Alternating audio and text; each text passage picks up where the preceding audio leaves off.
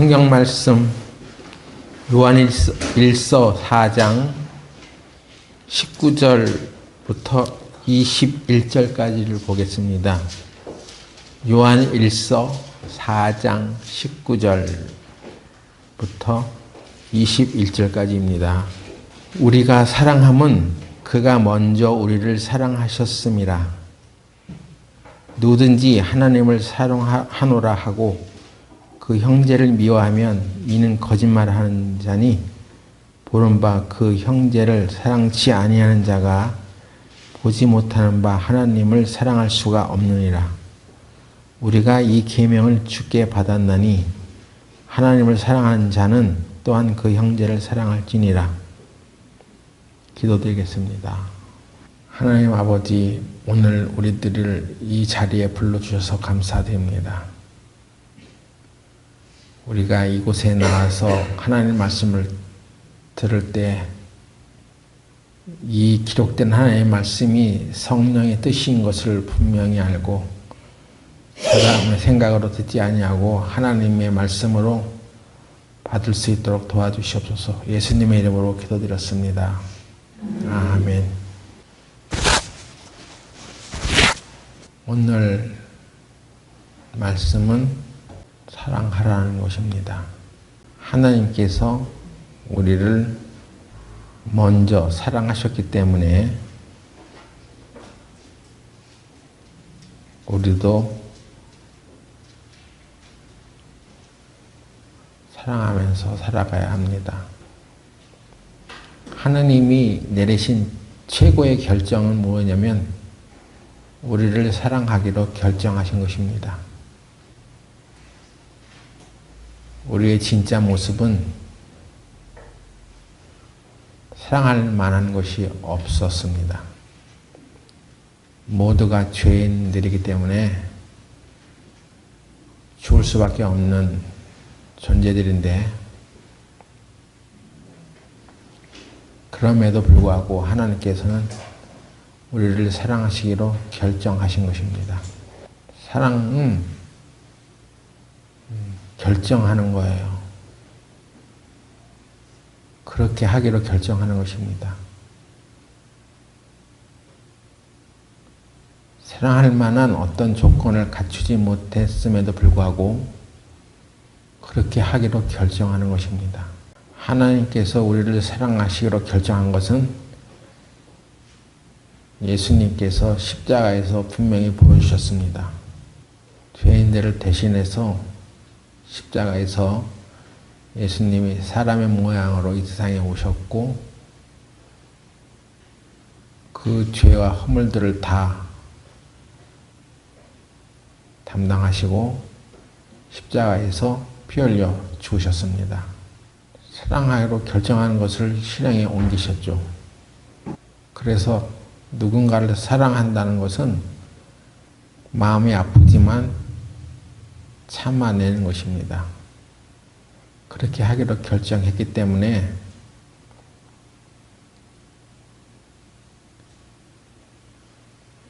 그런 대상을 사랑하기로 결정한 것은 마음에서 우러나와서 되는 게 아니라 마음이 아픈 것이 있지만 참아내는 것입니다.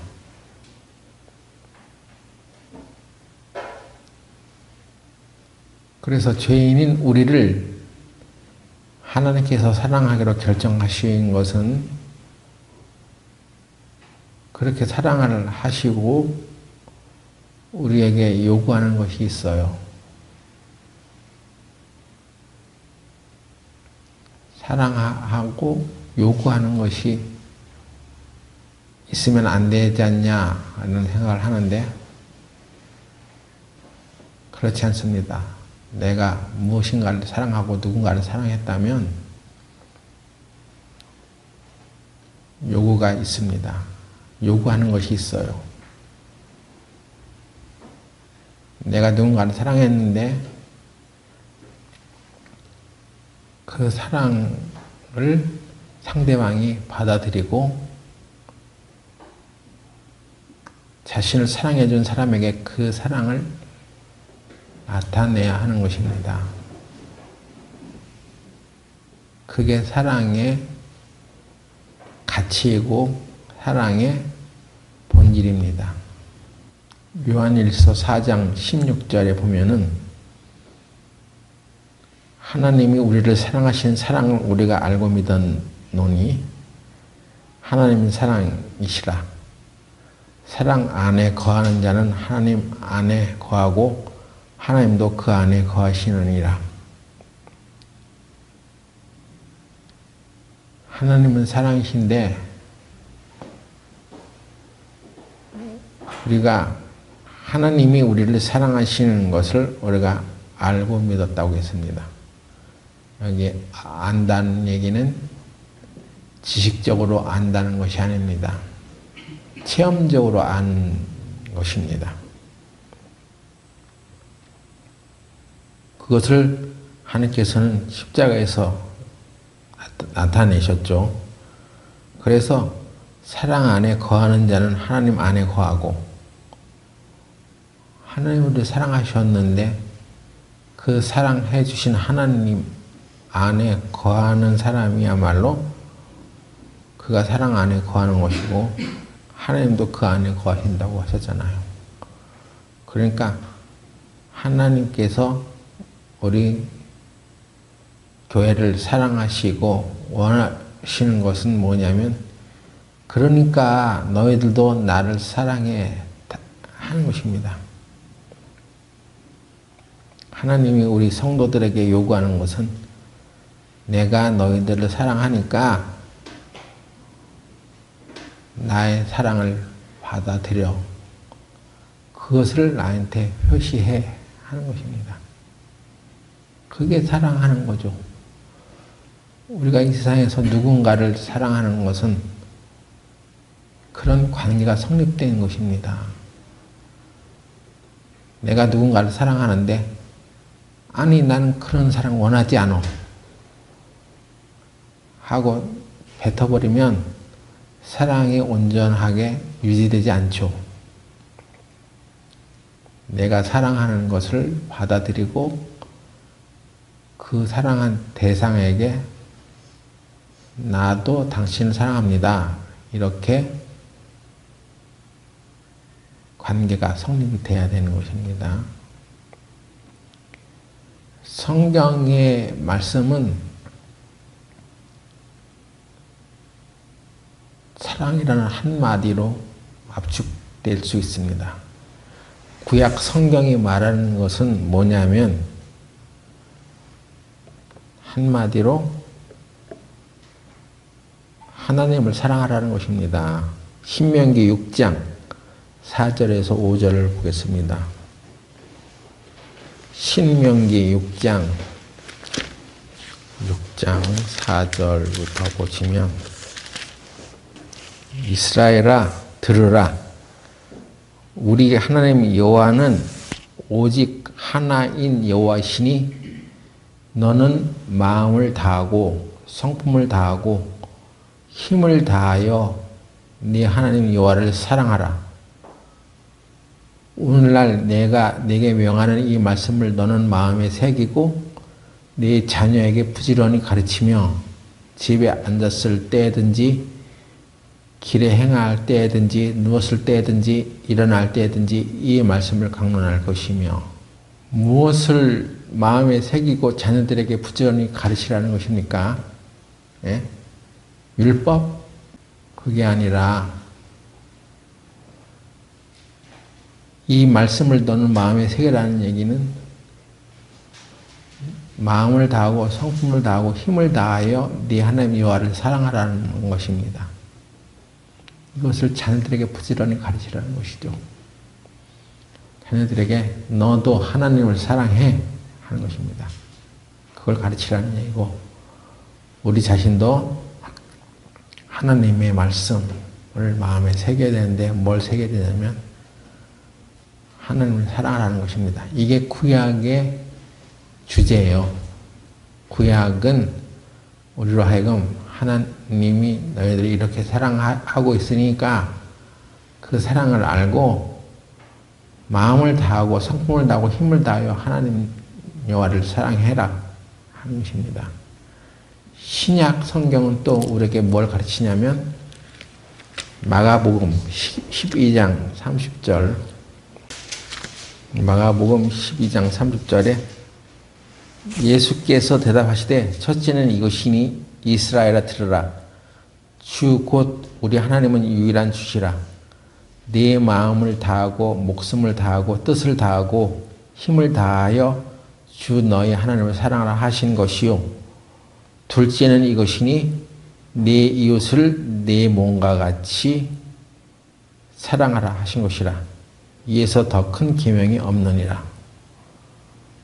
신약 성경은 이제 하나님을 사랑하라는 것에서 더 확장되어서 네 이웃을 네 몸과 같이 사랑해라.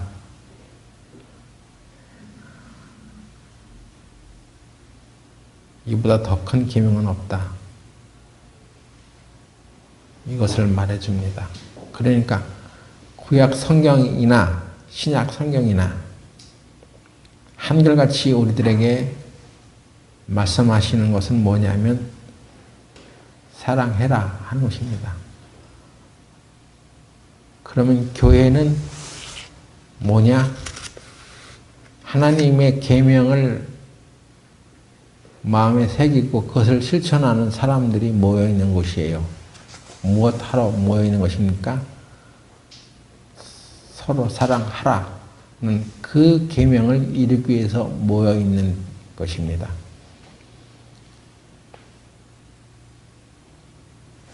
제가 얼마 전에 읽게 된 교회론이라는 책에 나와 있는 바에 의하면 교회의 경계는 뭐냐? 교회 안에 있는 사람과 교회 밖에 있는 사람의 차이는 뭐냐면 사랑하지 않는 자는 교회 안에 소속될 수가 없는 거예요. 사랑하는 관계에 있을 때만 교회 안에 소속되어 있는 것이지 그가 교회 단체에 들어와 있으면서도 교회 사람들을 미워하고 사랑하고 있지 않다면 그는 교회의 경계를 뛰쳐나간 사람이다 하는 거예요.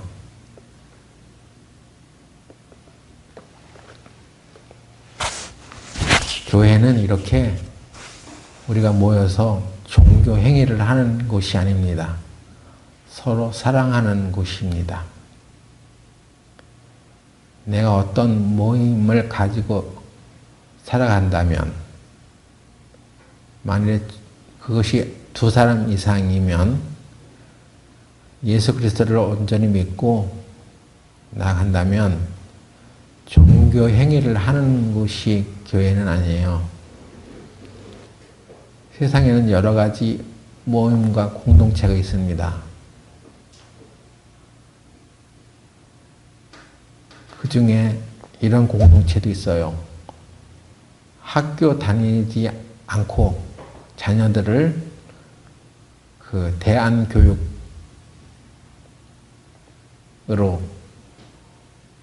그 공동체에서 모인 어른들이 학과 공부를 가르치고 성경을 가르치고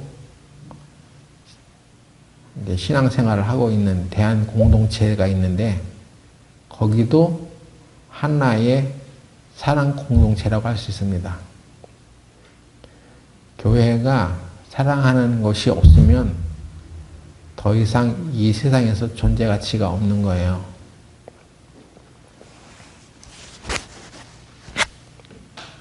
나는 이 교회 싫어. 마음에 안 들어.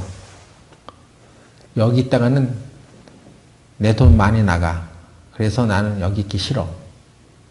해서 공동체를 떠나면 그 사람은 종교적인 용어로는 파괴한 사람이다 하는 거야. 계약, 옛날에 계획 많이 들었죠? 계획. 어떤 공동체 말하는데 거기를 깨트린 사람이에요. 나는 이 공동체 싫어. 그런 것 같은 거예요. 사랑하는 마음이 없어졌을 때는 그렇게 큰 책임이 따르고 무게가 주어지는 것입니다. 책임감이 있단 말이에요. 그러니까 여기 교회에 나오시는 분들은 나 복음의 말씀 듣고 구원 받았어. 그래서 내가 이 교회에 나와주시는 거야. 나를 잘 대접하라고. 내 성질 안 맞으면, 내 기분 안 맞으면 난 안 나와버려. 요즘 교회에 잘 모습을 보이지 않는 사람이 있어서 전화를 했더니 왜 요즘 교회 안 나와? 그랬더니 하는 말이 뭔지 아세요? 네, 좀 생각할 것이 있어서요. 생각할 것이 뭐가 있어? 무슨 생각을 하겠다는 것입니까? 이 교회에 나와서 내가 이득이 되느냐 안 되느냐 그걸 따져보겠다는 것이죠. 그건 태도가 잘못된 것입니다. 교회는 내가 하나님이 사랑하라고 하신 그 형제들을 사랑하기 위해서 내가 나오는 거예요. 구약과 신약에 하나님께서 말씀하시는 것은 바로 이 사랑 외에는 아무것도 없습니다. 그러면 하나님께서는 왜 우리에게 사랑을 요구하실까요?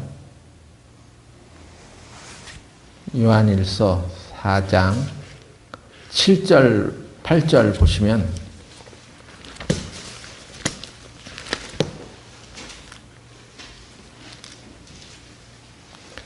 사랑하는 자들아 우리가 서로 사랑하자.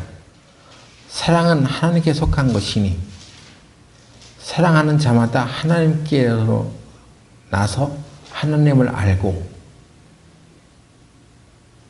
사랑하지 아니하는 자는 하나님을 알지 못하나니 이는 하나님은 사랑이심이라. 하나님은 사랑이시기 때문에 우리가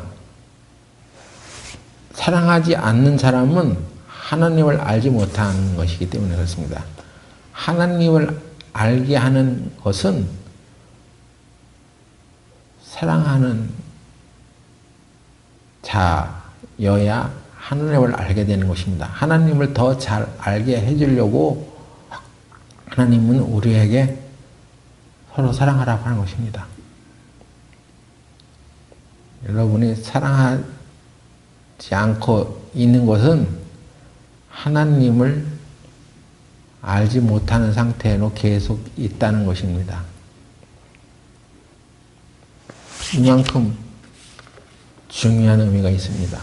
하나님이 우리들에게 사랑을 요구하시는 이유가 하나님을 좀 잘 알기를 바래.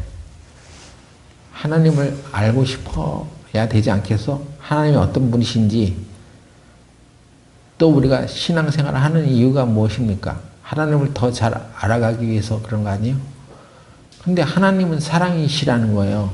그러니까 너희가 사랑하지 않게 되면 하나님을 알지 못하게 돼. 사랑할 때만 하나님을 알 수 있기 때문에 그렇습니다.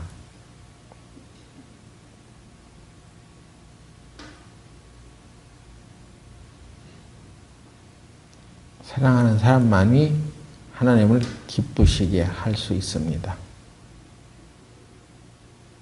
그래서 하나님을 믿고 산다는 것은 사랑하는 것입니다. 교회 형제 자매를 내 이웃을 내 몸같이 사랑하라는 것도 거기 포함되어 있어요. 그래서 그것을 못하게 된 사람들은 교회에 안 나오잖아요.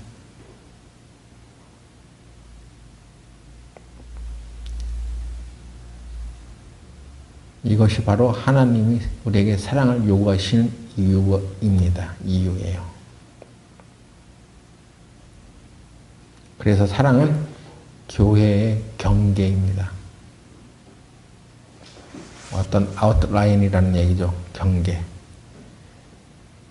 여기를 벗어난 사람은 나 사랑하지 않겠어. 그것을 선언한 사람이기 때문에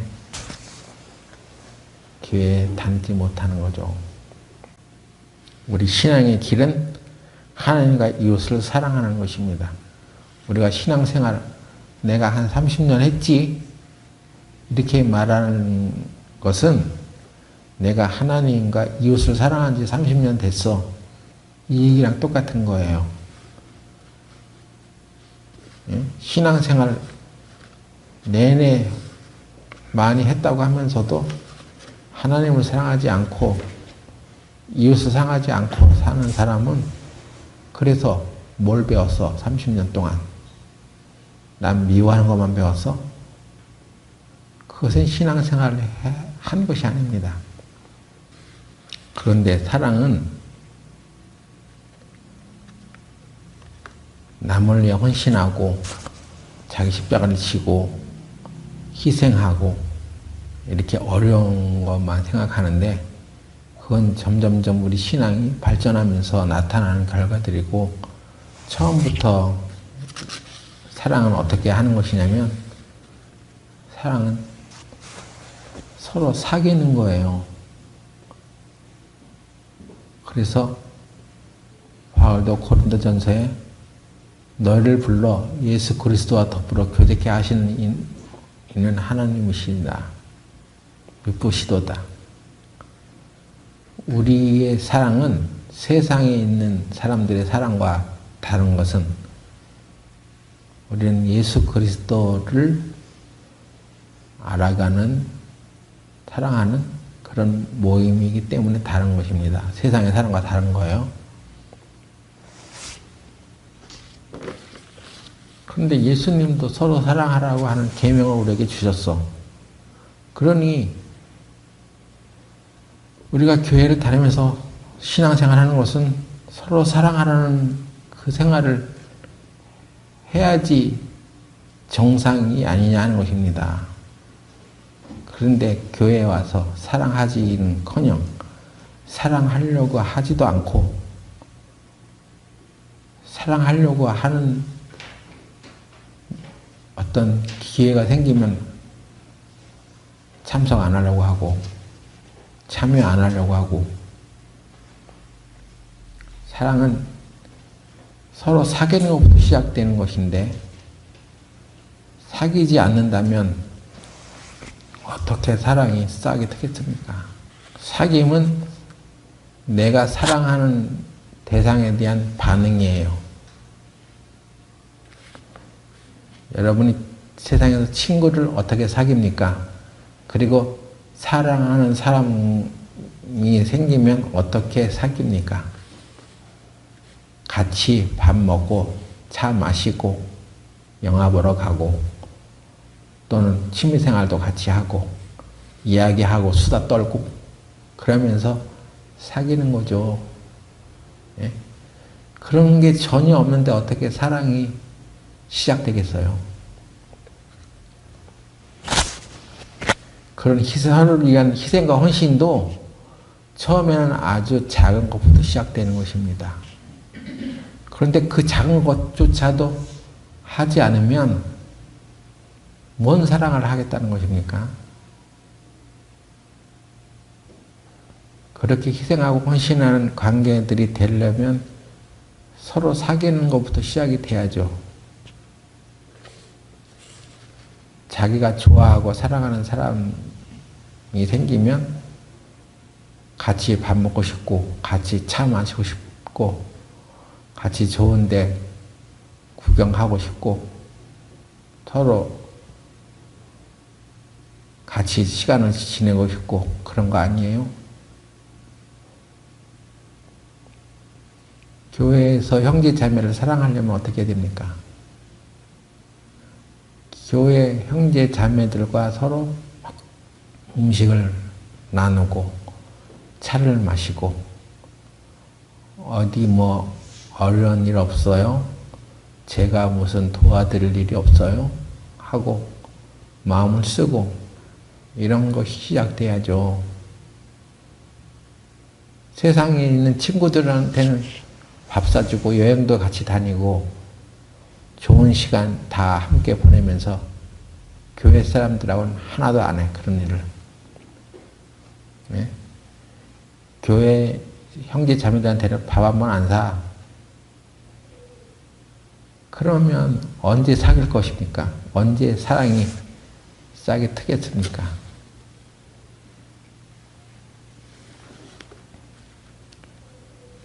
이 사랑하라는 것은 구약과 신약의 공통적인 가르침이기 때문에 우리가 이것을 해나가느냐 못 해나가느냐는 것은 우리가 신앙생활을 제대로 해나가느냐 못하는 것이냐를 판가름하는 것입니다.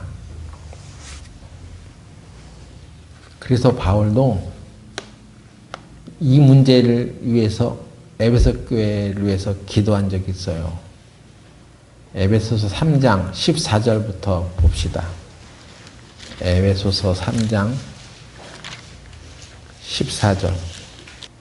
에베소 3장 14절에 보니까 이러함으로 내가 하늘과 땅에 있는 각 족속에게 이름을 주신 아버지 앞에 무릎을 꿇고 비노니. 바울이 에베소 교회를 위해서 기도하는데 무릎을 꿇고 기도했다고 했습니다. 기도하는 모습은 성경에 보면 서서 기도하는 자세가 있고 엎드려서 기도하는 자세가 있고 또 무릎을 꿇고 기도하기도 하는데 무릎을 꿇고 기도한다는 것에는 이런 의미가 있어요. 무릎을 꿇는다는 것은 내 뜻은 그렇지 않은데 이것이 하나님의 뜻이라면 온전히 내가 복종하겠습니다. 마치 예수님께서 겟세마네에 오르셔서 제자들과 함께 오르셨을 때 주여 이것이 하나님의 뜻이라면 이 잔을 내게서 옮기시옵소서. 하지만 내 뜻대로 마옵시고 하나님 뜻대로 하시옵소서 하면서 무릎을 꿇고 기도했다고 하죠. 예수님이 무릎을 꿇고 기도했을 때는 자기 뜻대로 하지 말고 하나님 뜻대로 하십시오 하는 그런 의미를 가지고 있습니다. 하나님 뜻이라면 예 하겠습니다 인 것입니다. 우리는 신앙생활하고 기도할 때도 내 뜻대로 하는 기도는 예 하고 하는데 하나님 뜻은 내 뜻과 달로 하나님 뜻은 내가 하고 싶지 않은 길이야. 그러면 네 하고 살지 않습니다.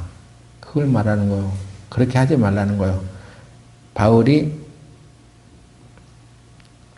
하늘과 땅에 있는 각 족속에게 이름을 주신 아버지 앞에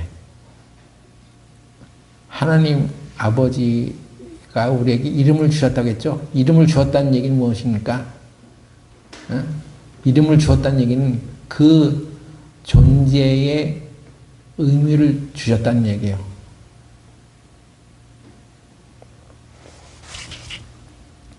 이걸 컵이라고 하는데 컵은 존재의 가치가 무엇입니까?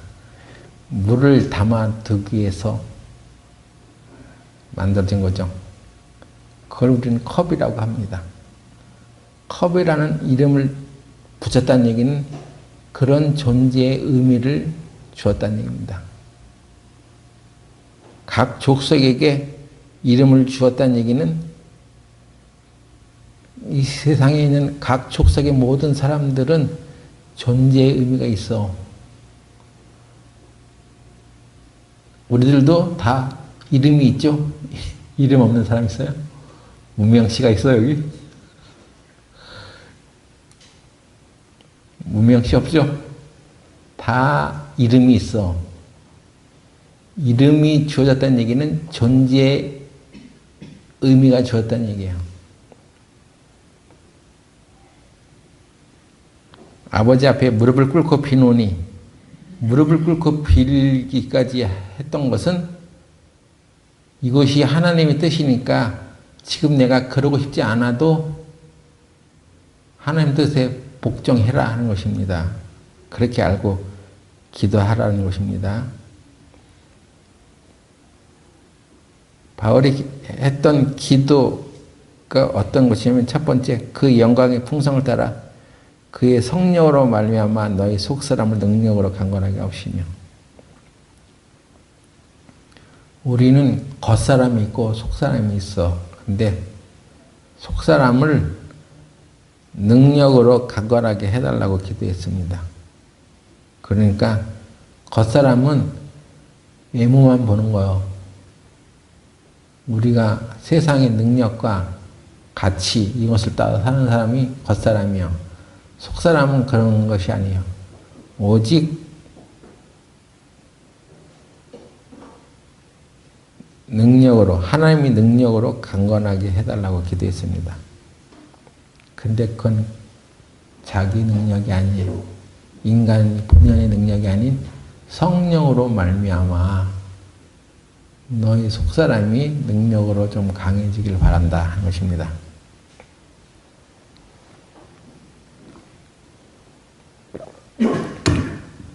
두 번째 기도 내용은 그리스도께서 너희 마음에 계시게 하옵시고. 그리스도가 너희 마음에 계시게 해달라고 하는 기도는 무엇입니까? 여러분의 마음의 주인이 그리스도가 되게 해달라는 것입니다. 내 기분, 내 상황, 내 여건에 내가 주인이 되지 말고 너희 마음에 좀 그리스도가 있기를 바래. 너희 마음의 주인이 예수님이길 바래. 이런 뜻입니다. 그리고 세 번째로는 너희가 사랑 가운데서 뿌리가 박히고 터가 돋아서 능히 모든 성도와 함께 지식에 넘치는 그리스도의 사랑을 알아. 지식에 넘치는 그리스도의 사랑을 알기를 바래. 이것입니다. 이 세 번째 내용이 더 중요한 거죠. 가장 중요한 거죠. 사랑을 좀 알아라. 나는 이것을 위해 무릎을 꿇고 기도한다. 이것에 대해서 하나님께서 어떤 요구를 하시면 네 하고 살아가라 하는 얘기예요. 여러분도 무릎을 꿇고 기도할 때가 있죠?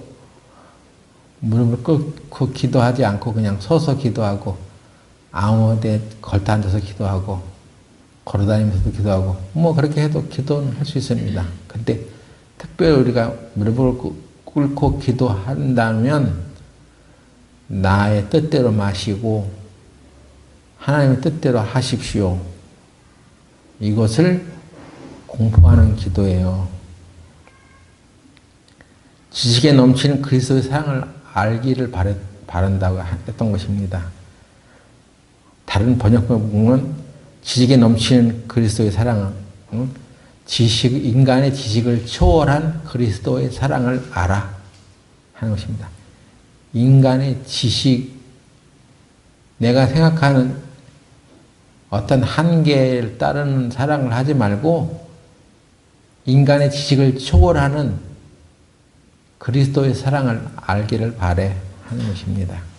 하나님 우리에게 원수를 사랑하라고까지 말씀해 놨습니다.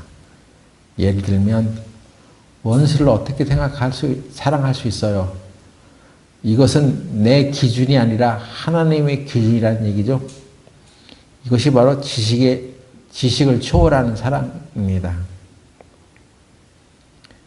내 머리로 이해되는, 계산되어지는 수준에서 사랑하지 말고 네 원수를 사랑해 하는 것입니다.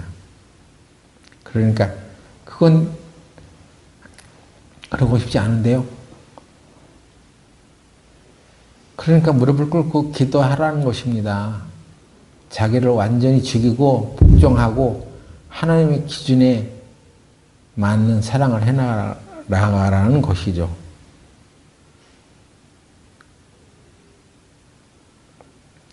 그것은 내 능력의 사랑이 아니죠.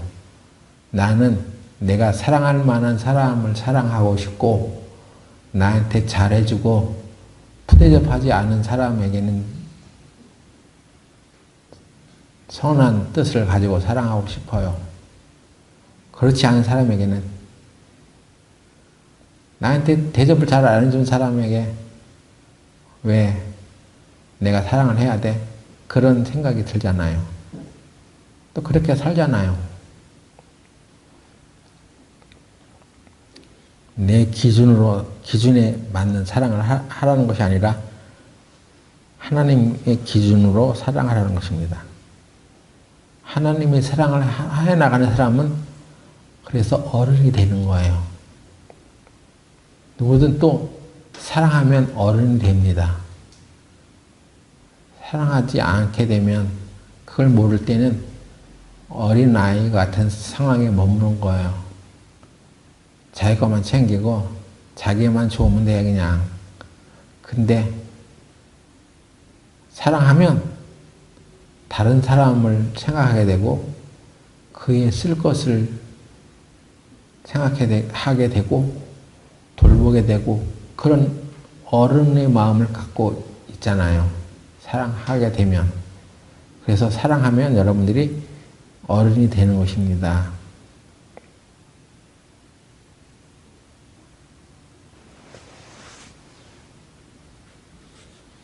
그래서 지식에 넘치는 그리스도의 사랑을 알기를 바란다고 했습니다. 여러분은 그냥 내가 교회 다니고 하나님 말씀을 잘 읽고 지내니까 내가 하나님을 사랑하는 것처럼 생각하고 있는데 그렇지 않습니다. 더 여러분이 무릎 꿇고 우리 지식을 더 초월한 인간의 지식을 초월한 하나님의 사랑을 그리스도의 사랑을 알게 해달라고 구하셔야 됩니다. 그리스도의 사랑이 마음 안에 거하지 않게 되면 악한 마귀가 틈을 탑니다. 그 사람은 끝끝내 구원받고 나서도 그 악한 마귀에게 시달리면서 끌려다닐 수가 있어요. 오랫동안 신앙생활을 하면서도 마음 안에 귀신이 붙들고 있는 사람이 될 수가 있습니다. 내 안에 하나님이 있는지 없는지는 사랑을 하고 있는 상태인지 아닌지와 직결되어 있습니다. 사랑은 처음에는 가볍게 시작하지만 점점 갈수록 지식에 넘치는 그리스도의 사랑을 알게 되면 이제 속이 쓰리고 아프고 때로는 마음 아프지만 참아내는 일들이 생겨나죠. 그리고 어떤 고통스러운 상황이 전개되어도 그 상황 속에서도 사랑하는 것입니다.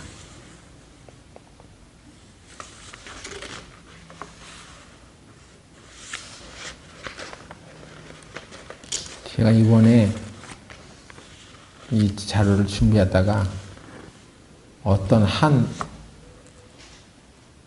분을 알게 됐어요.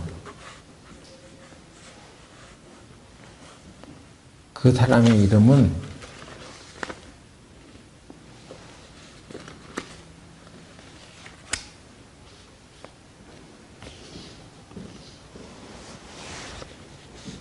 미국의 회중교회 목사님인데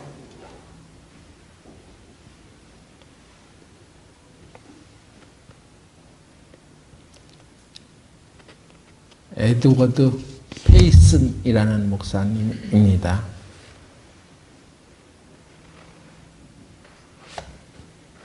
에드워드 페이슨 1783년경에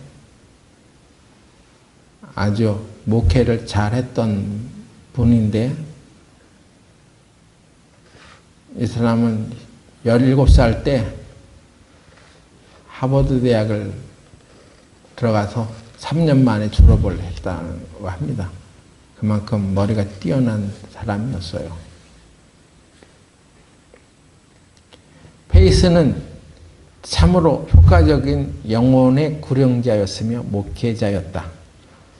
오늘날의 많은 교회와 달리 그의 청중들은 불만족스러운 교인들의 자리 옮김에 의해 성장하지 않았다. 예? 이게 무엇입니까? 여기 다니다가, 교회 다니다가 마음에 안 들면 다른 교회에 휙 자리 옮기는 사람들 있죠. 그런데 그의 교회 성도들은 불만족스러운 교인들의 자리 옮김에 의해 성장하지 않았다. 그는 또한 한 개인의 회심을 단순히 그의 입술의 고백만으로 판단하지 않았다. 그는 그 당시 다른 목회자들과 마찬가지로 신앙을 고백한 개인이 영적인 열매의 증거를 볼 때까지 충분히 기다렸다. 그때서야 그들은 한 개인이 회심하였다는 것을 인정했고 비로소 그때 성찬의 테이블에 그를 받아들였다.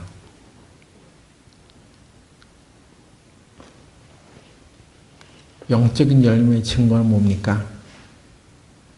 그가 교회 안에서 다른 사람들을 사랑하는 그런 열매가 보였다는 것입니다. 그때서야 비로소 성찬의 테이블에 받아들였대요. 성찬식은 미워하는 사람들끼리 모여가지고 그냥 종교적인 행사를 하는 것이 아닙니다. 서로 사랑하기로 결정한 사람들이 모여서 예수님의 떡, 몸과 피를 기념하면서 우리가 이제 더 서로 사랑하자 이런 각오를 다지는 시간이에요. 우리가 지난주에도 성찬을 했죠. 나를 기념하라고 했던 것이 바로 그것입니다. 우리는 예수님이 우리를 위해서 죽으셨어. 그리고 3일 만에 부활하셨어. 그걸 믿어. 그게 기념인 줄 알아요. 그거는 지식적으로 알고 있는 거예요. 그래서 우리가 예수님을 기념한다는 얘기는 그런 것을 믿게 된 사람들이 되었으니까 이제 서로 사랑하자 하는 것입니다.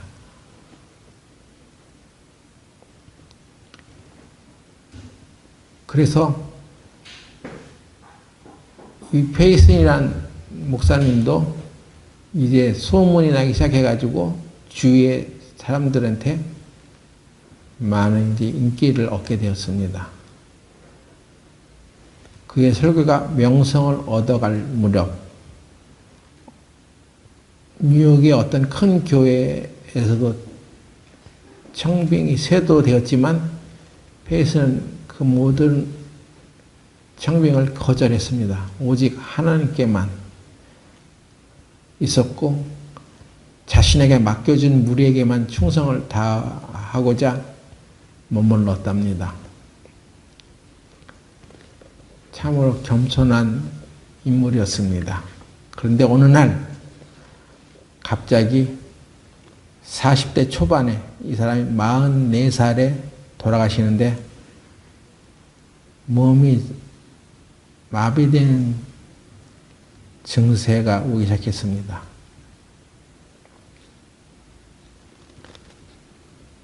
이게 어떤 신경세포에 이상이 생긴 건데 외국 사람들은요, 다발성 경화증이라는 것을 아는 사람들이 많아요. 제가 볼 때. 다발성 경화증. 몸이 막 굳어지는 거예요.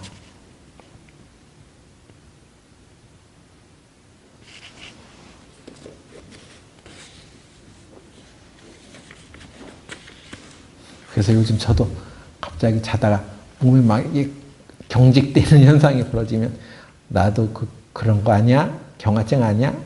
하고 막 걱정하고 그러는데 그게 이제 외국 사람들 경우에는 그런 증세가 많은가 봐요. 다발성 경화증. 몸이 경직되는 증세.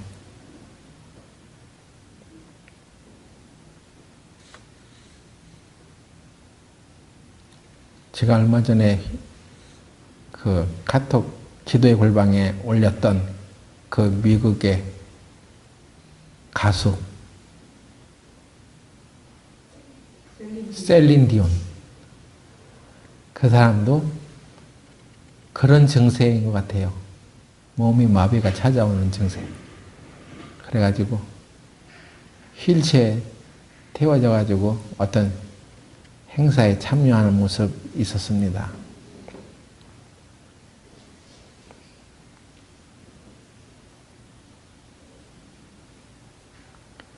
그런데 신기하게도 이 사랑을 외치는 사람들, 사랑의 노래를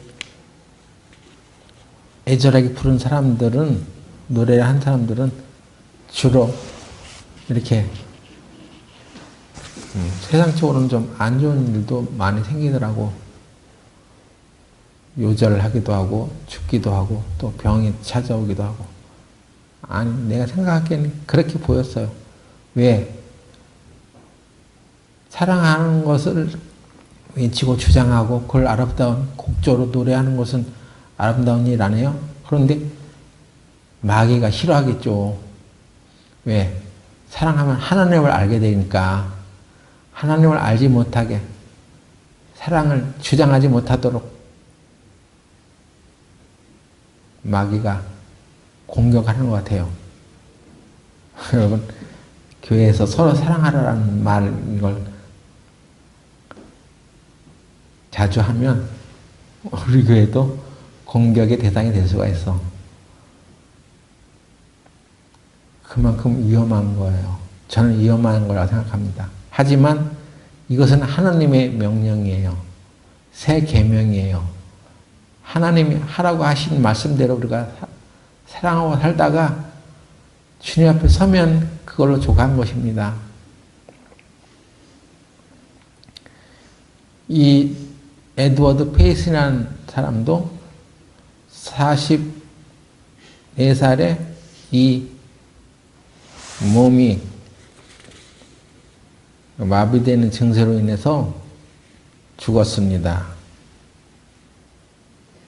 이 사람이 개인이 잘못을 하고 죄를 많이 짓고 그래서 일찍 데려가신 게 아니에요. 근데 이 사람이 병상에 있을 당시에 자신의 형인지 누나인지는 잘 모르겠는데 자신의 가족에게 보낸 편지에 한 토막이 있어서 이것을 제가 발췌해 왔습니다. 그가 병상에 있을 때 했던 편지는 내용이 이렇습니다. 하나님은 내가 받을 축복을 하나씩 차례로 빼앗아 가셨습니다. 그러나 모든 것이 다 사라지고 없어졌을 때 나를 사랑하는 주님이 오셔서 대신 그 자리를 채우셨습니다. 비록 지금 나는 불구가 되어 움직일 수 없는 사람이지만 내 생에 있어서 그 어느 때보다도 행복합니다.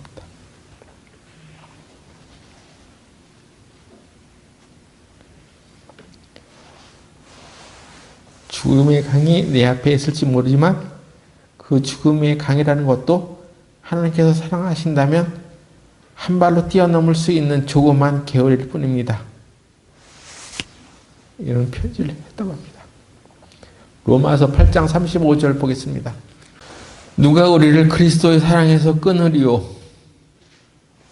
환난이나 곤고나 핍박이나 기근이나 적신이나 위험이나 칼이라.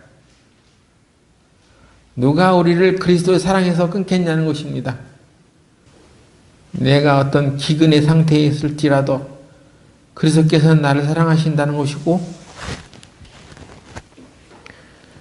죽음의 상태에 놓여진다 하더라도 환난이나 핍박이나 위험이 온다 하더라도 그래서 사랑이 내 앞에 있지 않느냐 하는 거예요. 그래서 자기가 받을 축복을 하나씩 하나씩 빼앗아 가셨는데 하나님은 그러나 모든 것이 다 사라지고 없어졌을 때 나를 사랑하시는 주님이 오셔서 대신 그 자리를 채워줬다. 비록 지금 나는 불구가 되어 움직일 수 없는 사람이지만 내 생에 있어서 그 어느 때보다 더 행복합니다. 라고 편지를 했다잖아요. 죽음보다 강한 사랑입니다. 하나님의 사랑은 이런 것이에요. 그래서 하나님의 사랑에 꽉 붙들려 있는 사람은 강한 사람입니다. 하나님의 사랑에 감격하고 살아가는 사람들은 그 어떤 위험이나 위기가 찾아와도 남을 사랑할 수 있어요. 이웃을 내 몸같이 사랑하라는 말씀대로 살아갈 수 있습니다. 행복합니다, 이 사람은.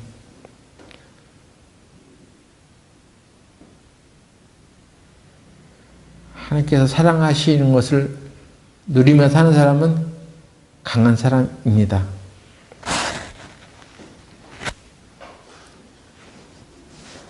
그런 믿음을 가지고 살아갔기 때문에 그의 자식들에게도 하나님의 사랑을 전해줄 수 있었습니다. 그의 딸은 내 구주 예수를 더욱 사랑이라는 찬송을 남겼죠. 이 찬송가 다 아시죠? 찬송가, 새 찬송가 314장, 옛날 찬송가 511장, 내 구주 예수를 더욱 사랑. 이 찬송가를 작곡한 사람이죠. 내 구주 예수를 더욱 사랑, 엎드려 비는 말 들으소서. 내 진정 소원이 내 구주 예수를 더욱 사랑, 더욱 사랑. 이런 가사입니다. 이 사람은 에드워드 페이슨이라는 사람의 딸인데, 엘리자베스 에드워드라는 사람이에요.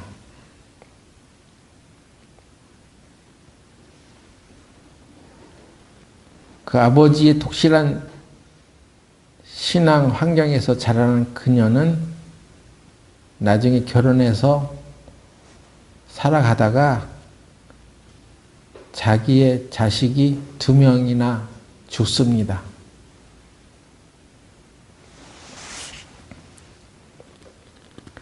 결혼한 지 11년이 지난 때였어요. 뉴욕으로 중심으로 번져나가던 전염병이 삽시간에 많은 아이들의 목숨을 앗아갔고 얼마 지나지 않아 이 딸의 2 아이도 세상을 떠나게 되었습니다. 너무나 충격이었어요. 모든 희망이 순식간에 산산조각이 난 것입니다.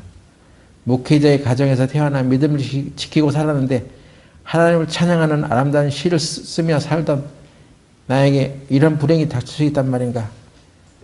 그녀의 짧은 생각으로는 하나님을 도무지 이해할 수가 없었답니다. 이 찬송가에 숨겨진 이야기예요. 그래서 아이를 잃고 슬퍼하는 가운데 이 가사를 썼는데 13년이 지나도록 묻혀 있었다가 그 남편이 그 아내에게 우리는 그동안 하나님을 더욱 사랑하는 하라는 메시지를 선포하고 살지 않았느냐. 이때 많은 다른 아이들도 다 죽어가는 그런 전염병이 돌고 있는데 우리가 이런 상황을 당했다 할지라도 우리는 더 하나님의 사랑을 찬송하며 살아야 되지 않겠느냐 하고 이 노래를 완성하라고 부탁을 했답니다. 그래서 엎드려 비는 말은 1절의 가사에 주님께 엎드려 비는 말은 오직 내 구주 예수를 더욱 사랑한다는 고백입니다.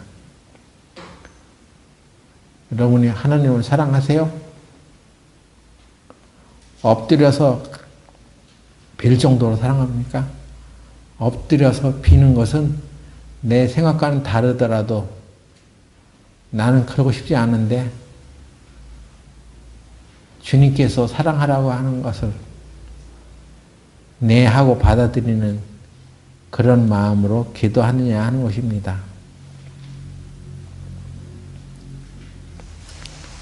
슬픔이 찾아와도 절망과 고통이 밀려와도 주님이 주신 사랑을 그 기쁨을 뺏어갈 수 없다는 고백인 것입니다. 우리가 지금 구원받고 살아가는데 앞으로 우리 앞에 어떤 일이 닥칠지 우리는 알 수 없어요.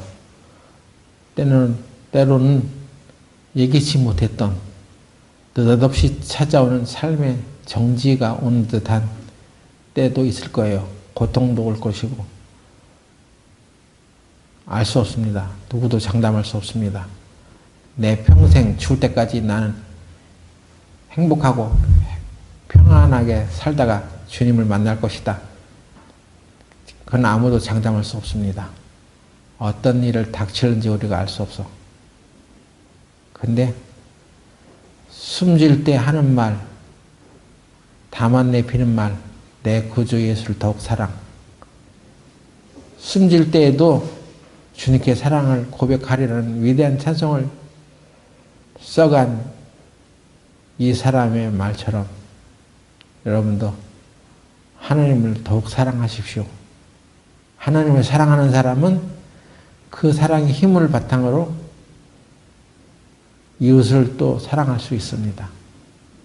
하나님을 사랑하지 않기 때문에 이웃도 사랑할 수 없는 거예요. 다른 것을 사랑하기 때문에 그런 것입니다.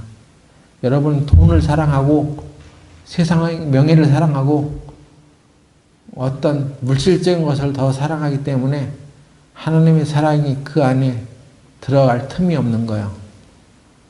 이웃 사랑은 더욱 그런 것입니다. 교회 안에서 형제 자매를 더욱 사랑하는 사람은 하나님의 사랑을 마음속 깊이 받아들인 사람입니다. 그래서 사랑하는 사람은 율법을 다 지킨 사람이다라고까지 얘기하는 것입니다. 여러분, 우리 교회가 예전에 몰랐던 것들을 더욱 많이 알아갑니다. 저는 그 재활병원에 있으면서 하나님이 나를 더욱 사랑하는구나 그런 것을 많이 느꼈어요. 그전에는 하나님 무슨 나를 이렇게 사랑해? 난 가난하고 힘든데 뭔 사랑을 하겠다는 것입니까?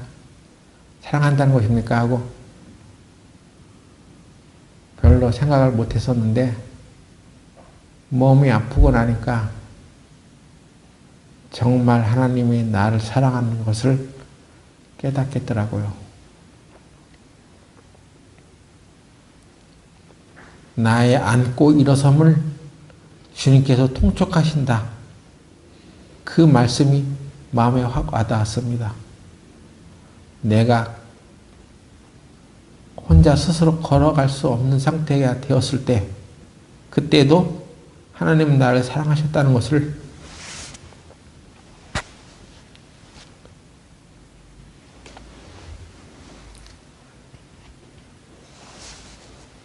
알게 되었습니다.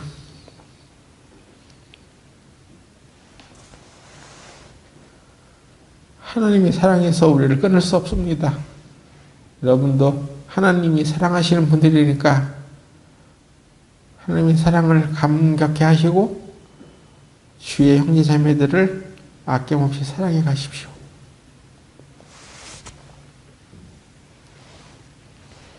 모든 일에 대해서 우리가 넉넉히 이해해 주시는 것입니다.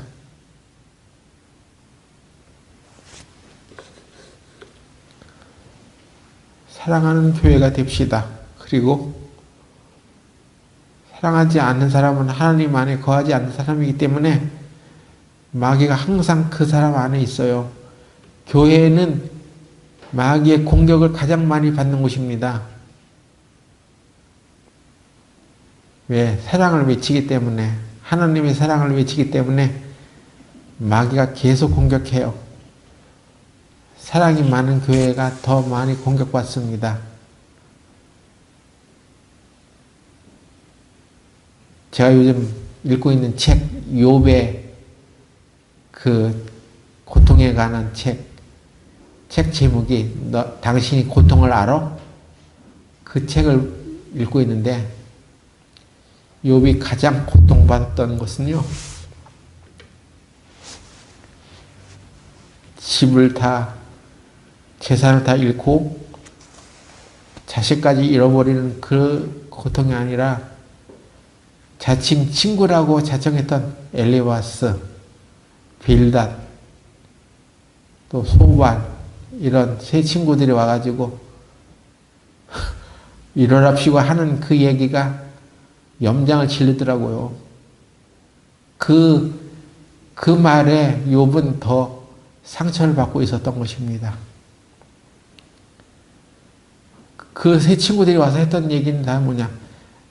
욥이 왜 고통을 받아? 네가 필경 무슨 죄를 졌기 때문이야. 잘못이기 때문이야. 회개하면 그 고통이 끝나고 기쁨이 찾아올 거야 하면서 무분별하게 그냥 내뱉은 말이에요. 내 시작은 미약하였으나 나중엔 창대하리라. 그 말 누가 했는지 아세요? 그건 하나님 하신 말씀이 아니에요. 빌닷이라는 욥의 친구가 한 말이에요. 성경에 우리가 있는 말씀을 근거도 없이 그냥 인용해서 쓰는 것이 더 많아. 그래서 어떤 음식점 차린 사람이나 영업점 차린 사람들 집에 그 말 딱 써가지고 갖다 붙이는데 그건 하나님의 말씀이 아니었어요. 빌닷이라는 그 사람이 자기의 인간적인 지식 차원에서 하나님을 느끼고 써놓은 글이에요. 하나님은 우리를 형통케 하신다고 하셨지 내 시작은 미약하였으나 나중에 창대하리라 그런 말 하신 적 없어. 그리고 그런 성경의 말씀 많잖아요. 나를 부하게도 하지 마옵시고 가난하게도 하지 마옵소서. 부하면 내가 하나님을 잊을까 하고 가난하면 내가 도둑질할까 염려함입니다. 그러니까 부하지도 말고 가난하지도 말게 하는 것이 하나님의 뜻입니다. 그 말 하나님이 하신 말씀이 아니에요. 누가 한 말이야? 아삽이라는 사람이 한 시의 귀절이에요. 그건 하나님이 하신 말씀이 아닌 것을 마치 하나님이 한 것처럼 해가지고 하나님을 잘못 알고 있는 사람들이 되면 안 됩니다. 하나님은 우리를 사랑하십니다.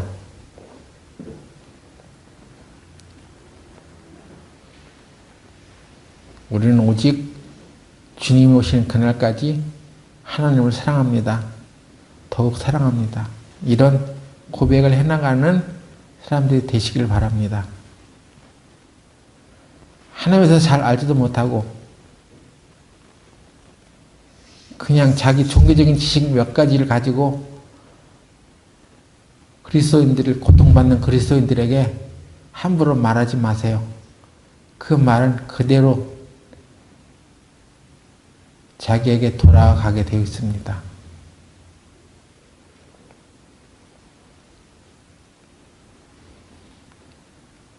천상에 회의가 있었어. 마귀도 거기 참석해가지고 욥에게 고통받는 것을 하나님께서 허락하신 적이 있었어. 그걸 누가 하냐 말이에요.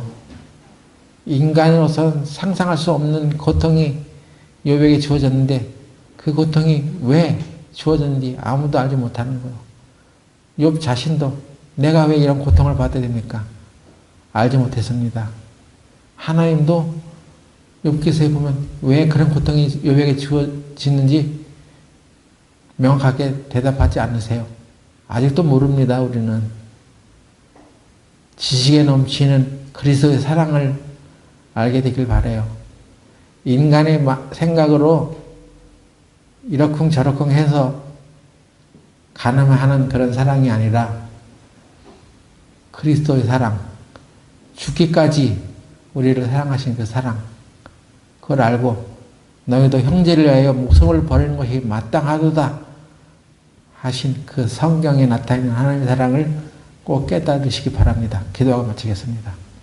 거룩하신 하나님, 우리가 과연 하나님의 사랑을 아는 사람들입니까? 그리고 이웃을 내 몸과 같이 사랑하는 사람입니까? 오늘날 우리 교회를 통해서 주님께서 말씀하시고자 하는 것들을 우리가 분명히 깨닫고 진정하고 솔직한 마음으로 사랑하면서 살아가는 사람들이 되게 하여 주시옵소서. 예수님의 이름으로 기도드렸습니다. 아멘.